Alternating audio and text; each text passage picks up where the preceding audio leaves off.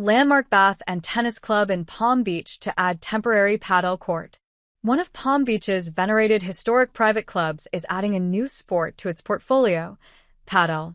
The Bath and Tennis Club received unanimous town council approval, with council president Bobby Lindsay absent, during the July 9th development review meeting for a special exception, 5 variances, and a site plan that will allow the landmark property to have a temporary padel court over a small part of its parking lot.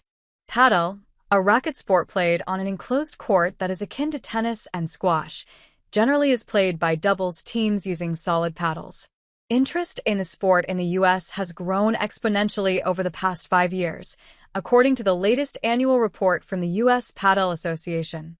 The Bath and Tennis at 1170 South Ocean Boulevard, just south of President Donald Trump's Mar-a-Lago club, proposed a temporary padel court because the club does not want to make it a permanent fixture that might negatively affect the historical landmark building, said attorney Maura Ziska, who represented the Bath and Tennis at the council meeting. Padel has grown in popularity in Palm Beach as well, with a first court in town approved in 2020 at billionaire Steve Wynn's oceanfront estate. In planning an expansion of its tennis center, the Breakers Palm Beach Resort included 2 padel courts. That facility opened earlier this year. In June, the town of Manalapan, to Palm Beach's south, approved plans for a $285 million estate with a spec mansion and 2 padel courts.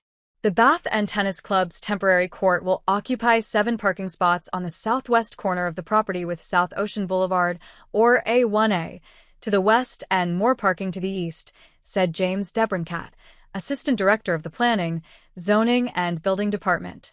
The new sport will be an amenity for club members who will have to walk from the clubhouse along a sidewalk and across part of the parking lot to the temporary court, Ziska said. The property to the south is owned by real estate developer and businessman Jeff Green, who does not oppose the padel court, she said. Mar-a-Lago is to the north, and the Bath and Tennis owns a parking lot across South Ocean Boulevard to the west that is used for security and staging for Mar-a-Lago when Trump is home. The variances granted to the Bath and Tennis will allow the club to place the temporary court close to the road and a neighboring property and have fewer parking spaces while removing some green space, Murphy said. The property will lose some of the invasive Australian pines that are along the club's south boundary line, said Keith Spina, chief executive of Spina, O'Rourke and Partners, the architect on the project. There are a lot of great places to play padel now, Spina said, and the temporary court allows the Bath and Tennis to meet requests for the sport from members. You take it, you set it on a platform, you set it up and you play padel, he said. If the club decides at the end of season that members didn't use it, they will remove it, Spina added. The Bath and Tennis is unable to use the parking lot to the west, so the club was faced with the challenge of how to introduce padel with the least impact to the overall property and parking, he said.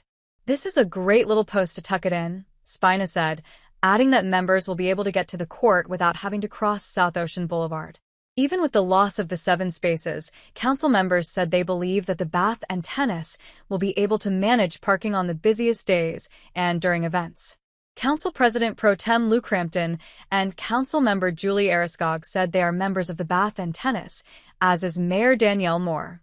The Bath and Tennis Club was built in 1926 and originally designed by architect Joseph Urban with later updates from Marion Sims Wyeth. The property was landmarked by Palm Beach in 1980. It features the main clubhouse with its iconic facade and courtyard, a pool, and tennis courts. Christina Webb is a reporter for Palm Beach Daily News, part of the USA Today Florida network. You can reach her at kwebpbdailynews.com. Subscribe today to support our journalism.